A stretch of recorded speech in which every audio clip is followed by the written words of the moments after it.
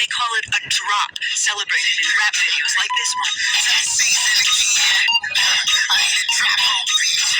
And the crooks are dropping some serious cash on luxury items like high-end cars.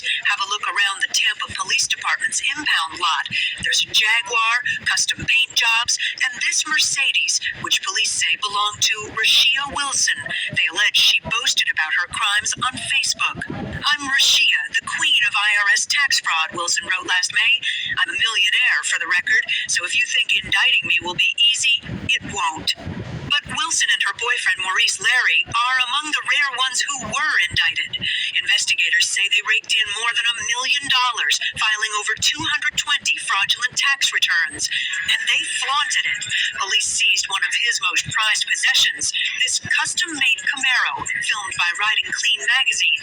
TV in the back, over-the-top sound system, every rim, police say, paid for at taxpayers' expense.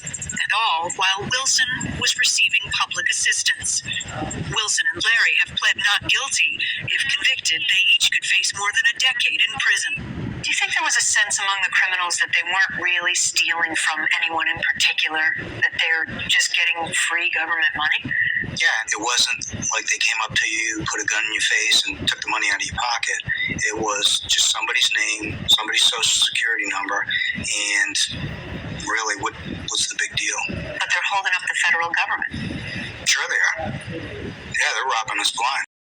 Today on the Mafia News Podcast, I'm bringing you down here to Florida. Taking a look into Hillsborough County, Tampa, Florida, the birthplace of tax fraud. Just like the Italian Mafia had John Gotti and BMF had big figures like Big Meech, Rashia Wilson was the mob figure of tax fraud. Inspired by the hardships of the hood, she was inspired to grow up fast. Rashia got involved with a local gang called the Go Yams, as well as criminal activities to start supporting her family. Crimes ranging from doing take-backs at the local Walmarts to even stealing cars, selling them to local drug dealers. She ended up being sentenced to 8 months in a juvenile program by age 14. She found out she was pregnant with a baby girl. With nowhere else to go, she ended up moving back into her mother's in the projects. She was an underage single mother. While she lived with her mother, she started stealing clothes. By age 17, she made a decision to start selling her body and dancing in the strip clubs using her sister's fake ID. Within the same year, short of 18, Rashia was pregnant again, this time nearing death from an abusive relationship. After over 20 arrests, Rashia ended up meeting a gentleman that was in the entertainment business, which inspired her to begin promoting and running out venues. From experiencing poverty to acquiring a lavish lifestyle, Rashia Wilson was indicted by the federal government regarding tax fraud charges, accused of finessing the IRS for millions. Rashia was born 1985 in the city of Tampa, Florida, by her mother Pamela Wilson, who was 1 year shy of 15 when she discovered she was pregnant with Rashia. Her father was abusive and even abused Pamela while she was pregnant with Rashia. He ended up being sentenced to 13 years in prison, leaving Rashia fatherless and her mother Pamela alone to raise 7 children by herself. But after the fights with Rashia's father, she ran into a bigger opponent to fight called drug addiction, causing her to lose their small home and move her and the 7 girls back into the projects. Back against the wall, Rashia and her sisters stole from wishing wells to purchase food and used pages from the phone books to substitute as maxi pads. Through sheer hustle and determination to subside her family far away from poverty, her First Lady Entertainment promotional company was born. It generated thousands of dollars on a weekly basis. But in the midst, a new hustle was birthed in Tampa, Florida. Tax fraud, aka drops. It began in the Florida State prison system. Rashia was introduced to tax fraud by one of her tricks, whose mother so happened to be the manager at Jackson Hewitt. Together, they came together and formulated a fraud organization. Rashia's part was to find willing participants to file and split the money with.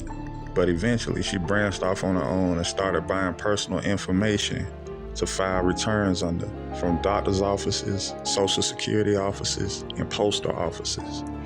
At that time, she was purchasing around 15 names for $1,000 at a time. People's personal information was being traded on the streets for money and way more frequently than drugs.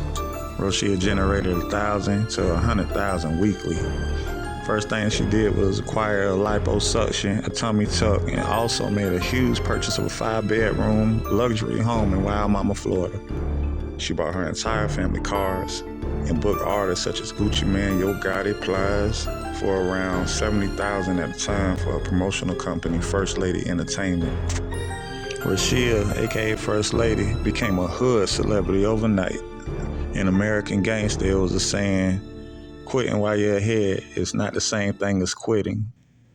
She had plenty of money to get out of the game, but just like any other big crime figure, the money was just so addicting, she allowed greed to take over her better judgment.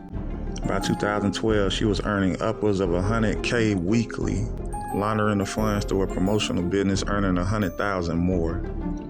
She found a way to file deceased individuals, increasing her revenue upwards to $1 million a month. At the top of her game, her flashy lifestyle of foreign cars, jewelry, and designer started gaining unwanted attention from the feds. Also in 2012, Rashia threw a $30,000 birthday party for her 1-year-old daughter. During the party, the feds surveilled the event in a helicopter, later revealing they were able to keep tabs on her through a confidential informant. If that wasn't enough, she caused a lot of attention on herself going on social media, taunting local authorities and federal officials, saying she's untouchable. That alone, that spirit of arrogance, didn't make her situation any better, because shortly after, local officials and federal agents started collecting her trash, uncovering debit cards and other people's names, gathering more evidence. In the same year of September 2012, the feds raided her home. They found stolen information and 2 weapons. Rashia was charged with conspiracy, wire fraud, theft of government claims, filing false claims, and aggravated identity theft. She made national news from The View, Forbes, The Real, and World Star. In July 2013, Rashia Wilson was sentenced to 21 years.